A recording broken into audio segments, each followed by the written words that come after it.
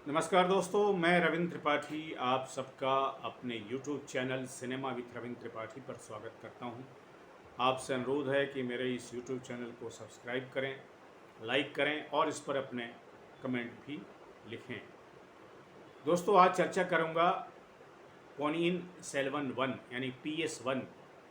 ये फिल्म आज ही रिलीज हुई है और आप सबको मैं पहले भी बता चुका हूं कि ये फिल्म जो है एक साउथ इंडियन फिल्म है और जो 1000 साल पहले तमिलनाडु के इलाका जो है वहाँ जो चोला वंश था, चोल राज था, उनके ऊपर केंद्रित है और ये मणिरत्नम की फिल्म है।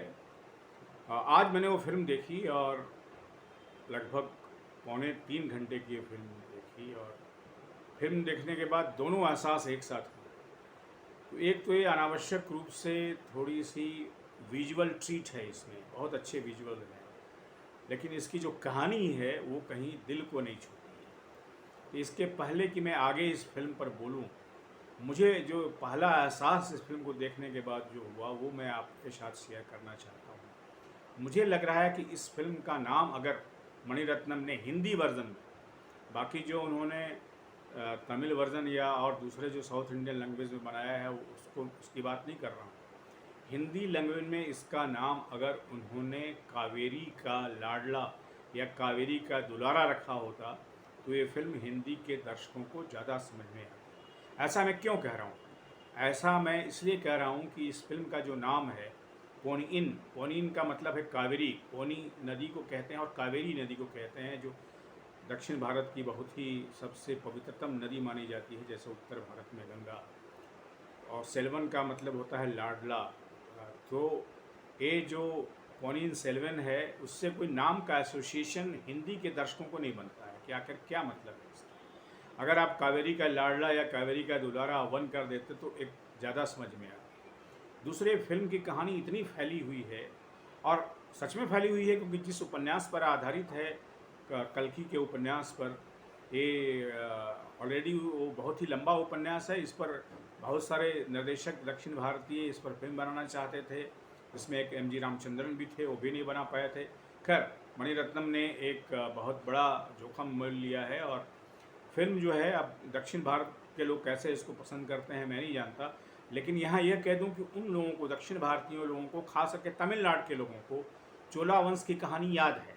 उनकी चोला वंश जो है उनके दिमाग में है। जैसे कि आप हिंदी के इलाके में आए तो वहाँ जो मुग़ल एम्पायर है उसकी कहानी लोगों को याद रहती है कि कौन क्या था, कौन बाबर था, कौन अकबर था, कौन हुमायूं था, कौन जहांगीर था। तो यहाँ आपको चीज़ें याद रहती हैं, लेकिन आपको जो चोला वंश के जो कैरेक्टर्स हैं वो याद नहीं रहते हैं और उनके नाम भी जो हिंदी वालों की तरफ हैं वो नहीं होते हैं। उसमें थोड़ा सा जिसको कॉम्प्लिकेशन होता है उच्चारण के लिए, तो आइडेंटिफिकेशन जो हिंदी के दर्शकों का होता है वो इसमें नहीं हो पाता है। इसलिए बावजूद इसके कि ये कहानी विजुअली बहुत अच्छी है और बहुत ही तरह तरह के एलिमेंट्स हैं, बहुत अच्छे ज्वेलरीज हैं, हाथी हैं, घोड़े हैं, इन सब के बावजूद फिल्म में जो है एक जो हिस्टोरिकल फिल्म देखने का जो जज्बा होता है, भाषा के कारण भी, नाम के कारण भी और कहानी के कॉम्प्लिकेशन के कारण भी, कि कौन सी चीज़ शुरू हो रही है भारत में, कौन सी श्रीलंका पहुंच जा रही है, श्रीलंका क्यों पहुंच जा रही है, बात वैष्णवों की हो रही है, बात शैवों की हो रही है, लेकिन साथ साथ उसमें बुद्धिस्ट भी आ जाते हैं, बुद्धिस्ट कैरेक्टर भी हैं। हालांकि बुद्धिस्ट कैरेक्टर का आना लाजमी है क्योंकि इसमें श्रीलंका में आप दिखा रहे हैं तब के सिंघल में, तो वहाँ जो है वो लाजमी रूप से वो आएंगे, बुद्धिस्ट आएंगे। लेकिन एक साथ कहानी के इतने सारे कॉम्प्लिकेशन को जज्ब करना हिंदी के दर्शकों के लिए थोड़ा मुश्किल हो जाता है। तो पहली बात तो यह है कि अगर इसका नाम उन्होंने थोड़ा बदल के हिंदी में कावेरी का लाडला या कावेरी का दुलारा रखा होता तो कुछ समझ में आता।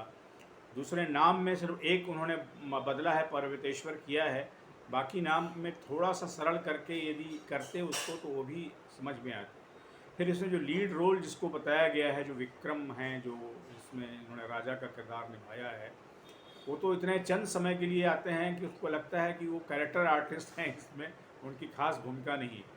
बस एक ही भूमिका इसमें सही ढंग से एस्टेब्लिश होती है पुरुषों में, वो जो कार्ती ने जो कैरेक्टर निभाया है जिसमें संदेश वाहक का वो होता है, पर वो इतने ज़्यादा स्क्रीन पर रहे हैं कि उससे उससे कोई जज्बा पैदा नहीं होता, कोई जिसको कहते हैं इमोशनल कनेक्ट पैदा नहीं होता। हाँ, दूसरी बड़ी भूमिका जो इसमें है ऐश्वर्या राय बच्चन की है, जिन्होंने नंदनी नाम का किरदार निभाया है, जो चाहे अनचाहे रूप से पत्नी बनी हैं पर्वतेश्वर की, लेकिन प्रेमिका वो किसी और की थी, यानी प्रेमिका वो विक्रम नाम के किरदार की थी। तो ये थोड़ा, लेकिन वो कैरेक्टर इस्टेब्लिश होता है, और ऐश्वर्या राय की सुंदरता वो सब तो है ही है अपने आप में। तो ये दो चीज़ों के अलावा कौन जो है कहाँ क्या कर रहा है, इसको समझने में इतना वक्त लग जाता है दर्शक को कि समझना मुश्किल होता है कि हो क्या रहा है। तो मुझे लगता है ये दो सजेशन के बाद मैं साथ में इस वीडियो को समाप्त कर रहा हूँ। फिर से ये बात दोहराते हुए कि शायद अगर इसका जो सेकंड पार्ट जब आएगा, तब शायद दर्शकों को कुछ न कुछ इसकी कहानी के बारे में मालूम हो जाएगा, क्योंकि नॉर्थ इंडियन होने के नाते मुझे भी कम से कम जो है उतने कॉम्प्लिकेशन जो है वो चोला के राजवंश में थी, ये मुझे जानकारी नहीं थी और अभी भी नहीं है। इस फिल्म देखने के बाद मैं शायद चोला इतिहास पढ़ना शुरू कर दूँ तो कुछ हो जाए। लेकिन कुल मिलाकर के ये फिल्म कहानी के स्तर पर इतनी फैली है कि जिसको हिंदी में कहते हैं कि रायता जैसा बिखर गया है, बावजूद इसके कि विजुअली बहुत इनरिच है। Thank you very much.